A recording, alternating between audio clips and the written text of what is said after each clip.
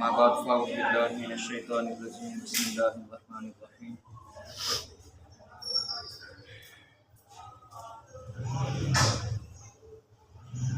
إن الله وملائكته يصلون على النبي يا أيها الذين آمنوا صلوا عليه وسلموا تسليما بواز بلند الصلاة والسلام عليك يا سيدي يا رسول الله وعلى آلك وأصحابك يا سيدي يا حبيب الله الصلاة والسلام عليك يا سيدي يا نبي الله وعلى آلك وأصحابك يا سيدي يا رحمة للعالمين.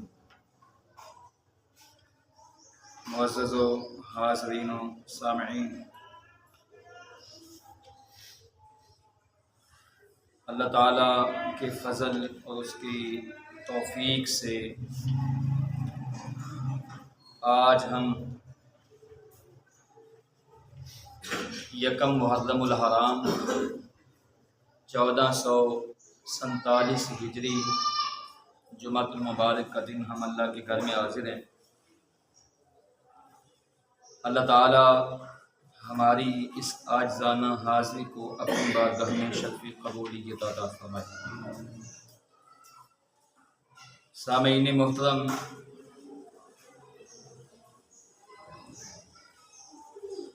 آج اسلامی سال کا پہلا دن ہے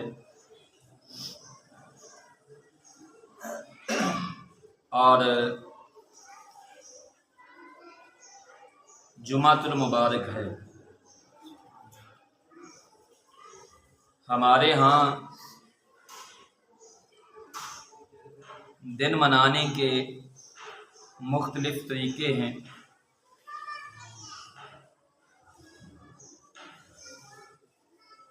عیسوی کا سال، نئے سال کو یکم تاریخ کے شروع میں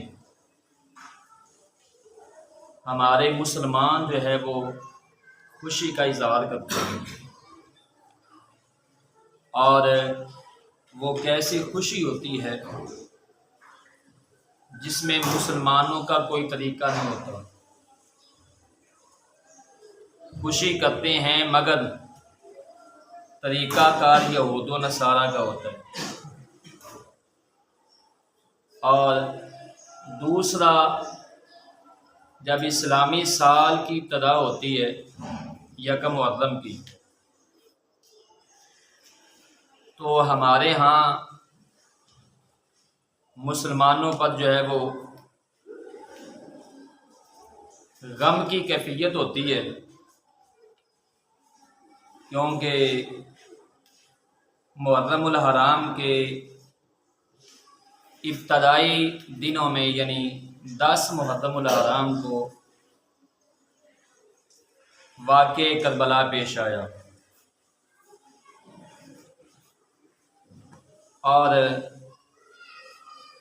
اس کے یاد میں مسلمان جو ہے وہ 10 دن غم اور افسوس کا اظہار کرتے ہیں۔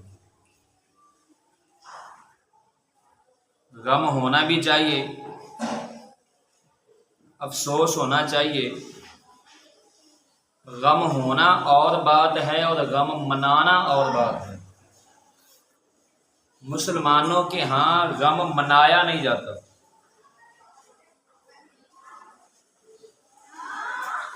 غم منانا اسلام کے اندر منع ہے۔ اور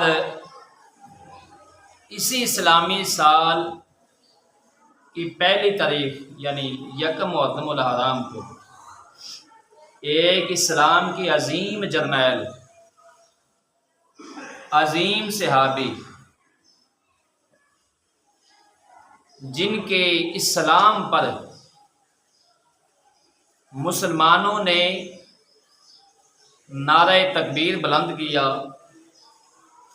جن کے اسلام لانے پر اسلام اور کفر کے درمیان فرق ہوا، جن کے اسلام لانے پر طاغوتی جو طاقتیں تھیں یعنی کفر کو جو ہے وہ کفر پر زلزلہ پیدا ہوا، اس عظیم ہستی کی شہادت بھی یکم محرم الحرام کو ہوئی، مگر ہم مسلمانوں نے اپنے اکابرین کے دنوں کو بلا دیا، ہمیں یاد نہیں، ہمیں پتہ نہیں۔ وہ عظیم صحابی، وہ عظیم جرنیل جن کے دور خلافت میں 22 لاکھ مربع میل تک جنہوں نے فتح کیا، یہ وہ عظیم صحابی ہیں، یہ وہ عظیم ہستی ہیں جن کے بارے میں حضور کا ارشاد ہے کہ حضور صلی اللہ علیہ وآلہ وسلم نے فرمایا عمر میرے ساتھ ہے اور میں عمر کے ساتھ ہوں، جن کے بارے میں نبی پاک صلی اللہ علیہ وآلہ وسلم نے فرمایا حق عمر کے ساتھ ہے اور عمر حق کے ساتھ ہے، جن کے بارے میں حضور صلی اللہ علیہ وآلہ وسلم نے فرمایا شیطان جو ہے وہ عمر سے ڈرتا ہے، عمر کے نام سے ڈرتا ہے، کفر جو ہے وہ عمر کے نام سے لرزتا ہے، عمر کے نام سے ڈرتا ہے کفر۔ اور جن کے بارے میں ابن عساکر نے روایت کیا ہے کہ حضور صلی اللہ علیہ وآلہ وسلم نے فرمایا عمر جنتیوں کا چراغ ہے، عمر جنتیوں کا چراغ ہے۔ اور حضور صلی اللہ علیہ وآلہ وسلم نے فرمایا، طبرانی کے اندر یہ حدیث ہے، اللہ عز و جل عرفہ کے دن، عرفہ کی رات عموماً اہل عرفہ پر اور خصوصاً عمر رضی اللہ تعالی عنہ پر مباحات فرماتا ہے، اہل عرفہ پر عموماً اور حضرت عمر رضی اللہ تعالی عنہ پر خصوصاً اللہ رب العزت توجہ فرماتا ہے۔ اور حضور صلی اللہ علیہ وآلہ وسلم نے فرمایا حق میرے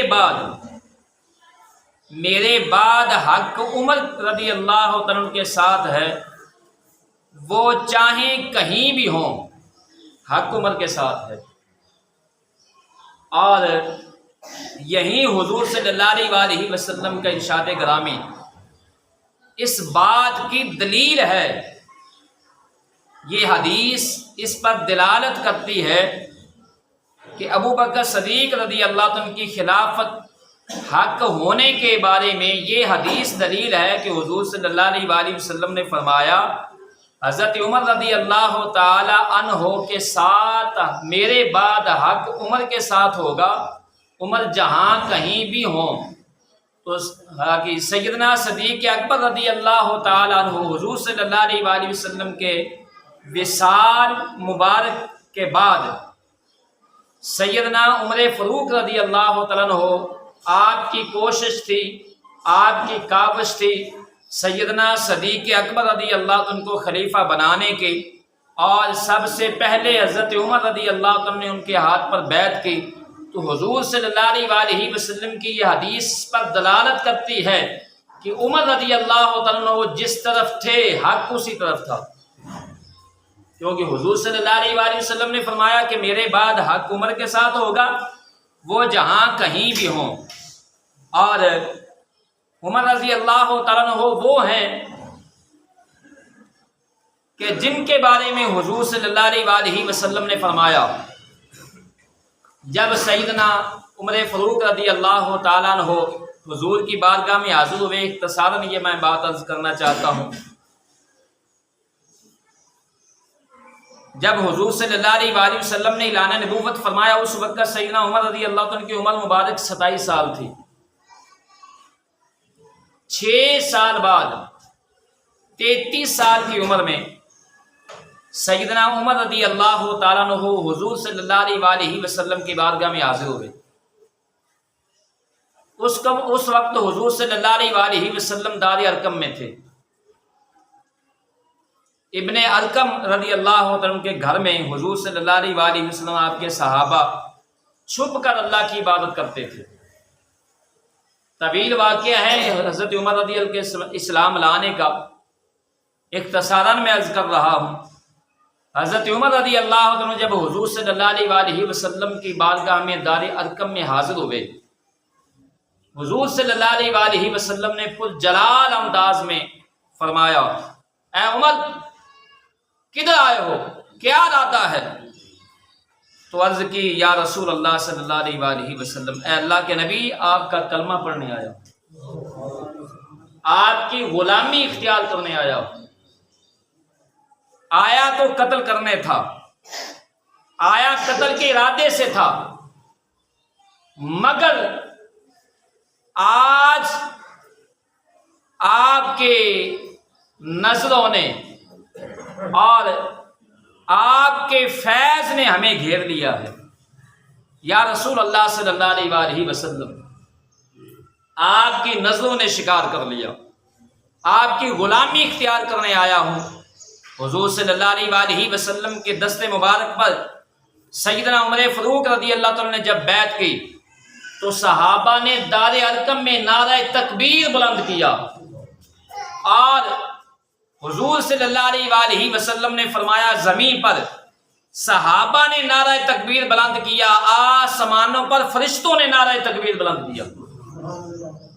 اب جب سیدنا عمر فاروق رضی اللہ عنہ نے اسلام قبول کر لیا، نماز کا وقت ہوا، صحابہ نماز پڑھنے لگے، تو حضرت عمر رضی اللہ عنہ نے عرض کی، یا رسول اللہ صلی اللہ علیہ وآلہ وسلم، کیا ہم حق پر نہیں ہیں؟ کیا آپ حق لے کر نہیں آئے؟ آپ حق کے ساتھ نہیں ہیں، حق ہمارے ساتھ نہیں، اور ہم حق پر نہیں ہیں۔ حضور صلی اللہ علیہ وآلہ وسلم نے فرمایا، عمر کیوں نہیں؟ تو سیدنا عمر فاروق رضی اللہ عنہ نے عرض کی، یا رسول اللہ صلی اللہ علیہ وآلہ وسلم، پھر آج ہم یہاں دار ارقم میں نماز نہیں پڑھیں گے، آج ہم بیت اللہ کے سائے میں نماز پڑھیں گے، تاکہ کفار مکہ کو یہ بتانا نہ پڑے عمر نے اسلام قبول کر لیا ہے۔ ہماری عبادت کو دیکھ کر، ہماری نماز کو دیکھ کر کفار مکہ سمجھ جائیں عمر اسلام لے آیا ہے، عمر نے ایمان قبول کر لیا ہے۔ اور دو گروہ بنے، دو قطاریں بنی، ایک قطار میں حضرت امیر حمزہ رضی اللہ تعالیٰ عنہ تھے، حضور صلی اللہ علیہ وآلہ وسلم کے چچا ہیں، اور دوسری قطار میں، دوسری لائن میں سیدنا عمر بن خطاب رضی اللہ تعالیٰ عنہ ہیں۔ یہ دو قطاریں بنی، حضور صلی اللہ علیہ وآلہ وسلم درمیان میں ہیں، اور بیت اللہ کے اندر حضور صلی اللہ علیہ وآلہ وسلم تشریف لائے، بیت کے کعبہ کے سائے میں، اور وہاں حضور صلی اللہ علیہ وآلہ وسلم اور صحابہ نے نماز ادا فرمائی، اور اس دن نبی پاک صلی اللہ علیہ وآلہ وسلم نے حضرت عمر رضی اللہ عنہ کو فاروق کا خطاب دیا، فاروق کا لقب دیا۔ فاروق کا معنی ہے فرق کر دینے والا، جن کے اسلام نے کفر اور ایمان میں، کفر اور اسلام کے اندر فرق کر دیا تھا، یہ وہ صحابی ہیں، یہ وہ عمر فاروق رضی اللہ تعالیٰ عنہ ہیں۔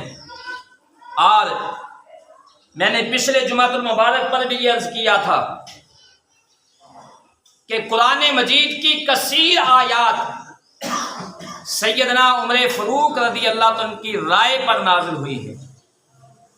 انہوں نے حضور کی بارگاہ میں رائے پیش کی، اللہ نے قرآن نازل فرما دیا، یعنی حضور صلی اللہ علیہ وآلہ وسلم نے واضح فرمایا۔ اور سیدنا صدیق اکبر رضی اللہ عنہ کے دور خلافت میں اور حضور صلی اللہ علیہ وآلہ وسلم کی معیت میں سیدنا عمر فاروق رضی اللہ عنہ نے کثیر جو ہے حضور صلی اللہ علیہ وآلہ وسلم کی معیت میں جنگیں لڑی ہیں۔ جنگ بدر میں انہوں نے اپنے ماموں کو اپنے ہاتھوں سے قتل کیا ہے، سیدنا عمر فاروق رضی اللہ تعالیٰ عنہ نے۔ اور کئی غزوات پر حضور صلی اللہ علیہ وآلہ وسلم نے سیدنا عمر فاروق رضی اللہ عنہ کی قیادت میں دستے بھیجے ہیں، اور ایک غزوہ پر سیدنا عمر فاروق رضی اللہ عنہ گھر کا آدھا مال حضور صلی اللہ علیہ وآلہ وسلم کی بارگاہ میں لے کر آ گئے تھے۔ غزوہ تبوک کے موقع پر گھر کا آدھا مال حضور کی بارگاہ میں لے کر آ گئے تھے، جس موقع پر سیدنا صدیق اکبر رضی اللہ عنہ گھر کا سارا مال لے کر آئے، اور اپنی زمین، اپنی قمیض کے جو بٹن تھے وہ بھی اتار دیے، اور ببول کے کانٹے جو ہیں وہ بٹنوں کی جگہ پر لگائے، اور گھر کا پورا مال حضور کی بارگاہ میں لے کر آ گئے۔ اور حضور صلی اللہ علیہ وآلہ وسلم نے سیدنا صدیق اکبر سے پوچھا، صدیق گھر والوں کے لیے کیا چھوڑا ہے؟ بڑا اہم نقطہ دیا، اہم جو ہے وہ ہمیں پیغام دیا سیدنا صدیق اکبر نے۔ توجہ سے سننا ہے، یہ عقیدے کی بات ہے۔ جب میرے کریم آقا نے پوچھا صدیق گھر والوں کے لیے کیا چھوڑا ہے، تو سیدنا صدیق اکبر نے عرض کی، اللہ اس کے رسول کو چھوڑ کر آیا۔ کن کو؟ اللہ کو، اللہ کے۔ ہمارے لیے اللہ اس کا رسول کافی ہے، گھر والوں کے لیے اللہ اس کا رسول کافی ہے۔ میں پوچھتا ہوں، آج کوئی کہہ دے ہمارے لیے اللہ اس کا رسول کافی ہے، لوگ شرک اور بدعت کے فتوے لگاتے ہیں، جی یہ تو اللہ کے لیے ہونا چاہیے، آپ نے رسول کے لیے بول دیا اللہ اور اس کا رسول کافی ہے۔ تو میں کہتا ہوں کہ سب سے پہلے یہ فتویٰ سیدنا صدیق اکبر پر لگاؤ، جنہوں نے حضور کی معیت میں، حضور کی بارگاہ میں، حضور کے سامنے یہ جملے کہے۔ اور نبی کی یہ شان نہیں ہے، نبی کی یہ شان نہیں کہ نبی کے سامنے کوئی آدمی کوئی جملہ ایسا بولے جو شریعت کے خلاف ہو، جو اسلام کے خلاف ہو، اور نبی منع نہ کرے، یہ نبی کی شان نہیں ہے۔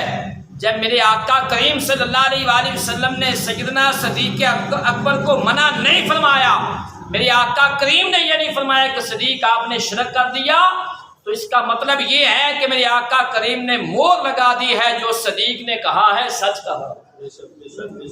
یہ صحابہ کا عقیدہ تھا کہ گھر والوں کے لیے اللہ اس کا رسول کافی ہے۔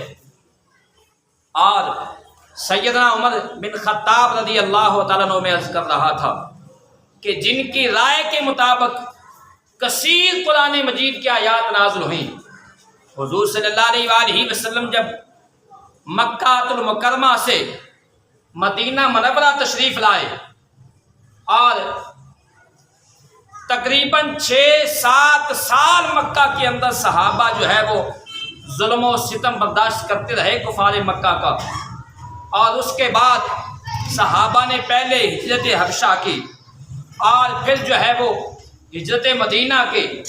تمام صحابہ نے چھپ کر ہجرت کی، کوئی رات کو نکلے، اپنے گھر بار کو چھوڑ کر وہ صحابہ نکلے، تمام صحابہ نے چھوڑے، اپنے اہل و عیال کو چھوڑ دیا، مگر سب صحابہ چھپ چھپا کر انہوں نے ہجرت کی ہے، ہجرت حبشہ بھی اور ہجرت مدینہ بھی۔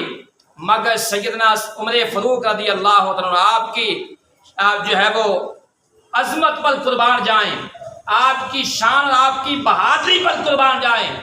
جب سیدنا عمر فاروق رضی اللہ عنہ ہجرت کرنے لگے، آپ پہلے بیت اللہ گئے، بیت اللہ کا طواف کیا، 7 چکر لگائے، اور پھر مقام ابراہیم پر 2 رکعت نماز پڑھی، اور پھر وہاں اعلان کیا، اے قریش مکہ، اے کفار مکہ، کہیں یہ نہ کہنا کہ عمر چھپ کر چلا گیا ہے، سن لو، آج عمر ہجرت کرنے جا رہا ہے، آج عمر جو ہے وہ مدینے جا رہا ہے، یثرب جا رہا ہے، آج عمر ہجرت کرنے لگا ہے۔ اے کفار مکہ سن لو، جو چاہتا ہے اس کی ماں اپنے بیٹے کو روئے، جو چاہتا ہے اس کی بیوی رندی ہو، بیوہ ہو جائے، جو چاہتا ہے اپنے بچے، اس کے بچے یتیم ہو جائیں تو آ جائے بیت اللہ کے باہر میدان میں مجھے ملے، آ جائے میرا راستہ روکے۔ رب کعبہ کی قسم ہے، عمر رضی اللہ عنہ تنہا نکلے ہیں، تنے تنہا، تلوار لٹکائے ہوئے تنے تنہا مکے سے نکلے ہیں۔ رب کعبہ کی قسم، پورے کفر کی یہ جرت نہیں عمر کا راستہ روک سکے، کیونکہ حضور صلی اللہ علیہ وآلہ وسلم نے فرما دیا تھا میرا عمر وہ ہے جس کے نام سے کفر جو ہے وہ لرزتا ہے، میرا عمر وہ ہے جس کے نام سے شیطان ڈرتا ہے، آج ڈرتا ہی نہیں۔ حضرت عمر رضی اللہ عنہ کے بارے میں حضور نے فرمایا جس راستے سے عمر گزرے شیطان راستہ چھوڑ دیتا۔ میں شان عمر میں ایک وظیفہ اکثر پچھلے سال بھی میں نے دیا تھا، آج دہرا رہا ہوں، اس کو نوٹ کر لیجئے۔ اکثر اوقات ہمارے ہاں جو ہے وہ پیران عظام کے ہاں، امام مسجد کے ہاں، مدرسین کے ہاں عورتیں آتی ہیں، ماں باپ آتے ہیں، کل صاحب یہ بچہ ڈرتا ہے رات کو، اس کو دم کر دیجئے۔ تو یہ ایک وظیفہ ہے جو ہے وہ دل پر لکھ کر لے جائیں۔ میں گارنٹی سے کہتا ہوں اللہ کے فضل سے آپ یہ عمل کریں، بچہ ہو، جوان ہو، عورت ہو، مرد ہو، وہ ڈرے گا نہیں۔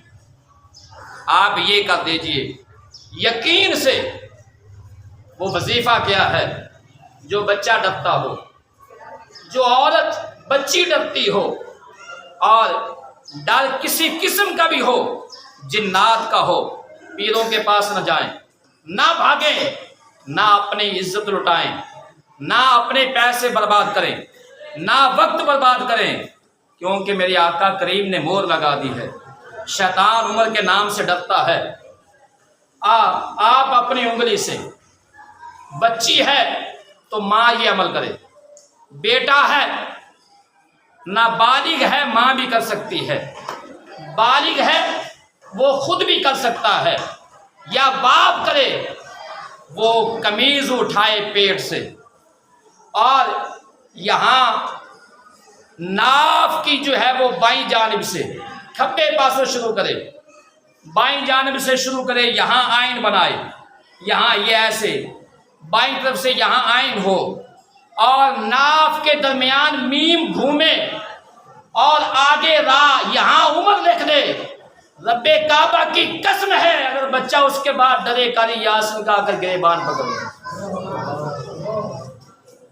کیونکہ یہ میرے آقا نے فرمایا ہے، حضور کی حدیث ہے، عمر کے نام سے شیطان ڈرتا ہے، شیطان تو جن کیا ہے؟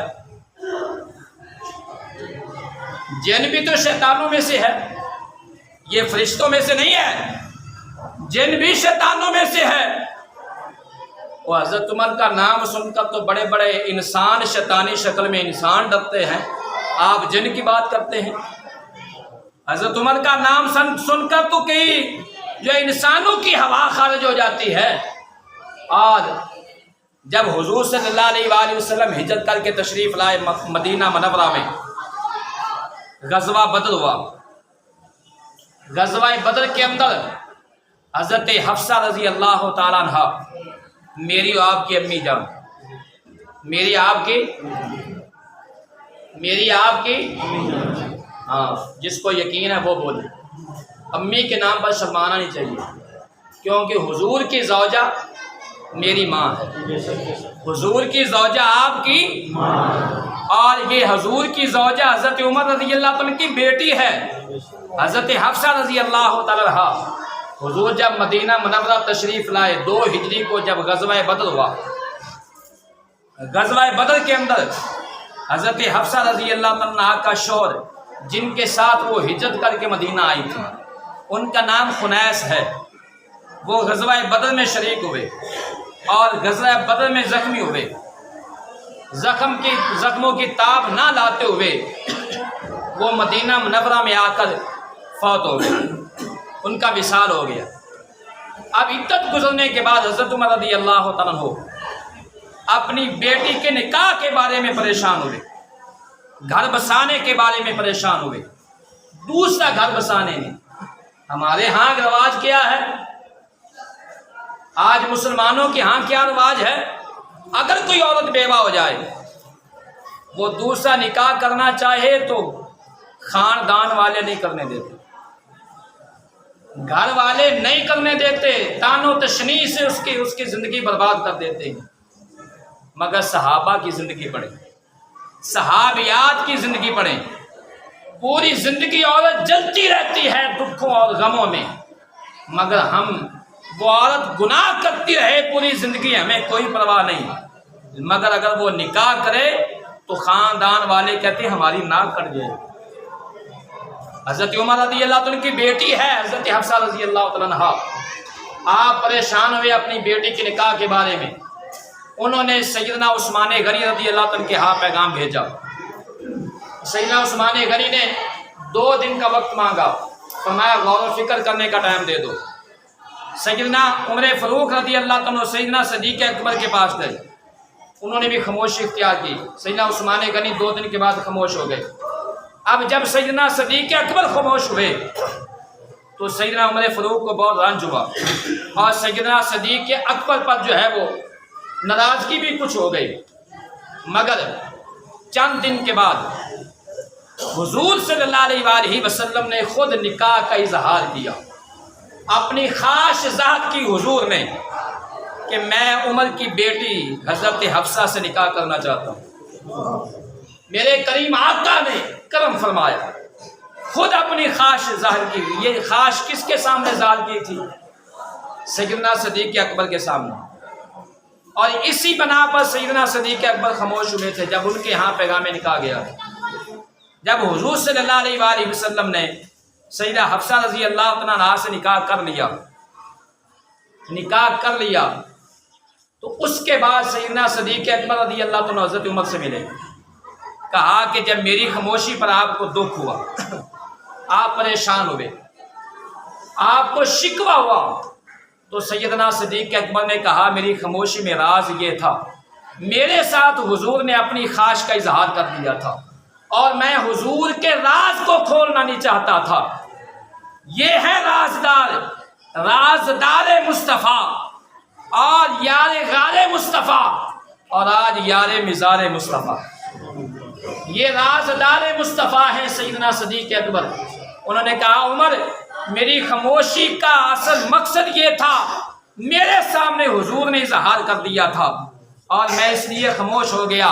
اگر حضور اظہار نہ فرماتے تو میری خواہش تھی کہ میں سیدہ حفصہ سے نکاح کرتا، مگر جب حضور نے اظہار کر دیا، اب حضور کے سامنے تو میری جان بھی قربان۔ حضور صلی اللہ علیہ وآلہ وسلم نے نکاح فرمایا سیدہ حفصہ سے۔ کیوں کیا؟ وجہ کیا تھی؟ اس کی وجہ ایک سن لیں۔ آج کچھ لوگ تان زنی کرتے ہیں۔ وجہ یہ تھی، 4 خلفائے راشدین شیخین رضی اللہ تعالیٰ عنہ، سیدنا صدیق اکبر رضی اللہ تعالیٰ عنہ حضور صلی اللہ علیہ وآلہ وسلم کے گھر میں سیدنا صدیق اکبر کی بیٹی سیدہ عائشہ صدیقہ رضی اللہ تعالیٰ عنہا تھی، ان سے حضور کا رشتہ جڑا، اور سیدنا عثمان غنی رضی اللہ عنہ کے گھر حضور کی 2 بیٹیاں ایک کے بعد دیگرے ان کے نکاح میں آئیں، ان کا رشتہ حضور سے نسب جڑ گیا۔ حضرت علی کرم اللہ وجہ کریم، ان کے نکاح میں حضور کی لاڈلی بیٹی سیدہ فاطمہ الزہرا رضی اللہ تعالیٰ عنہا تھی، ان سے حضور کا نسب جڑا۔ اب حضور صلی اللہ علیہ وآلہ وسلم یہ چاہتے تھے جس طرح باقی 3 میرے صحابہ کے ساتھ میرا نسب جڑا ہے، اور اس کی حکمت کیا تھی؟ کیونکہ حضور نے فرمایا، یہ حدیث ہماری کتابوں میں نہیں ہے، ان کی کتابوں میں بھی ہے، جن کے دلوں میں بغض صحابہ ہے، ان کی کتابوں میں یہ حدیث موجود ہے۔ ذمہ داری سے عرض کر رہا ہوں کہ حضور نے فرمایا، جس کے نکاح میں میری بیٹی چلی گئی، یا جس کی بیٹی میرے نکاح میں آ گئی، حضور نے فرمایا اللہ نے اس پر جہنم کی آگ کو حرام کر دیا۔ حضور نے فرمایا کیونکہ میں نے اللہ کی بارگاہ میں دعا کی تھی، میں نے دعا کی تھی، میں نے یہ مانگا تھا، اللہ نے مجھے عطا کر دیا۔ جس کے نکاح میں، جس کے گھر میں میری بیٹی چلی گئی یا جس کی بیٹی میرے گھر میں آ گئی، حضور نے فرمایا اللہ نے اس پر جہنم کی آگ کو حرام کر دیا۔ ایک یہ وجہ تھی، اور دوسری وجہ حضور نے فرمایا قیامت کے دن سب نسب، سب سبب اور سب نسب جو ہے وہ ختم ہو جائیں گے۔ قیامت کے دن تمام رشتے ختم ہو جائیں گے، نسب بھی اور سبب بھی۔ اب دیکھیں نسب کا رشتہ حضور نے فرمایا قیامت کے دن ٹوٹ جائے گا، سب نسب ختم ہو جائیں گے، سبب بھی ختم ہو جائیں گے۔ یہ حضور کی حدیث ہے۔ حضور نے فرمایا سبب بھی ختم ہو جائیں گے سوائے میرے۔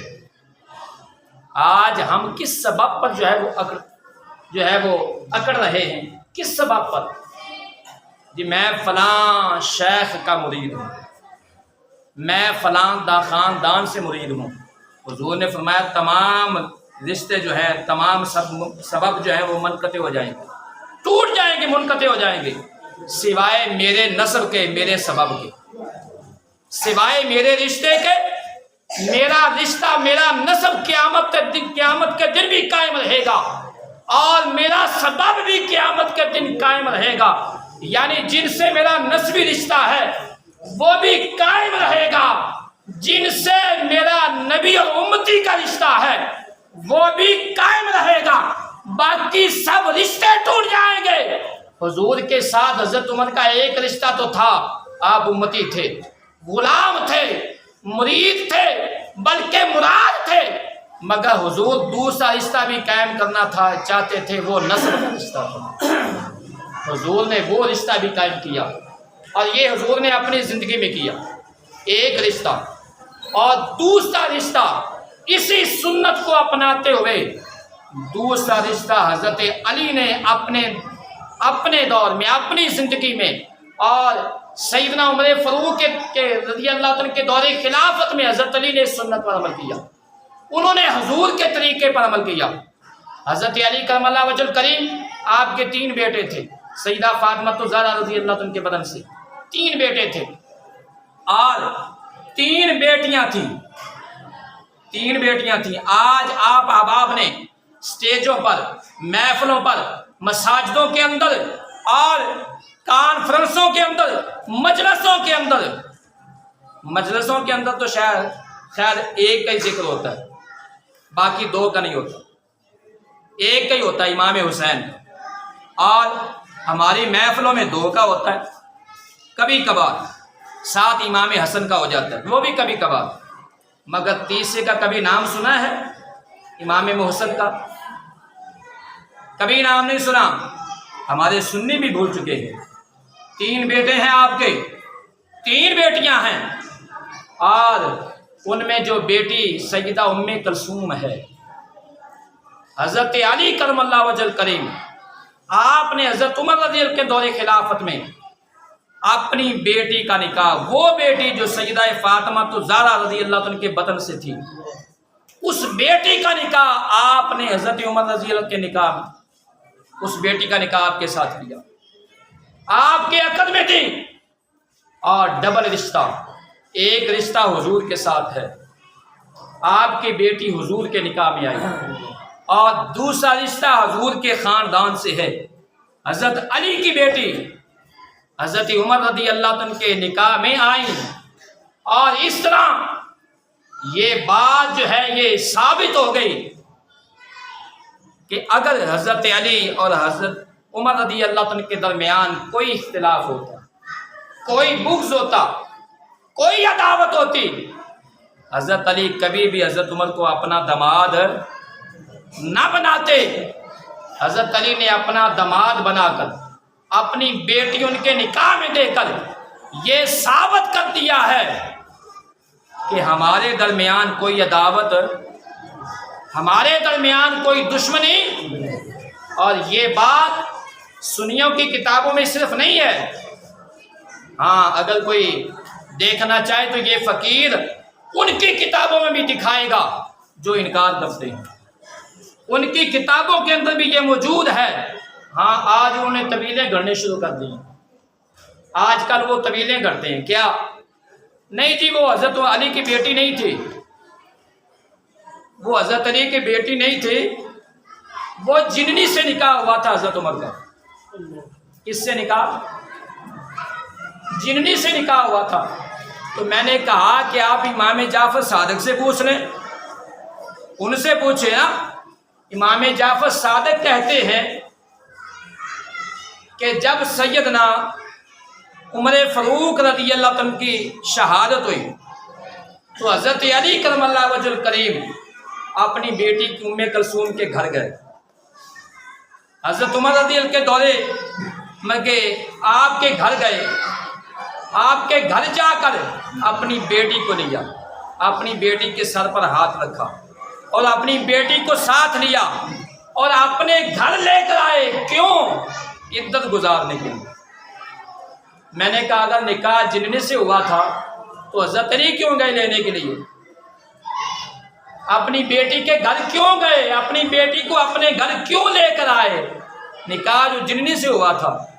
لہذا تمہاری طویلوں سے یہ دین نہیں بدلے گا، یہ دین 14 صدیاں سے ہے اور قیامت تک رہے گا۔ اور اللہ کے بندے اور حضور کے غلام آج بھی زندہ ہیں جو صحابہ کی عظمت کا دفاع کرنے والے ہیں، کرتے آئے ہیں، کر رہے ہیں، کرتے رہیں گے۔ کیوں کہ حضور نے فرمایا ہے میرے تمام صحابہ ستاروں کی مانند ہے، ان پر کبھی زوال نہیں آئے گا، یہ قیامت تک چمکتے رہیں گے۔ ہم اس لیے کہتے ہیں ہر صحابی نبی، ہر صحابی نبی اور تمام ازواج نبی۔ ہمارا عقیدہ یہ ہے، انشاءاللہ زندگی رہی اگلے جمعۃ المبارک پر۔ ویسے کل سے انشاءاللہ فجر کے بعد یہ 10 محرم الحرام تک شان اہل بیت پر انشاءاللہ فجر کے بعد روزانہ درس ہوا کرے گا، اور اگلے جمعۃ المبارک پر تاریخ کے حقائق کے اندر واقع کربلا میں انشاءاللہ عرض کروں گا۔ اللہ رب العزت مجھے اور آپ احباب کو اہل بیت اور صحابہ سے محبت کرنے کی توفیق عطا فرمائے۔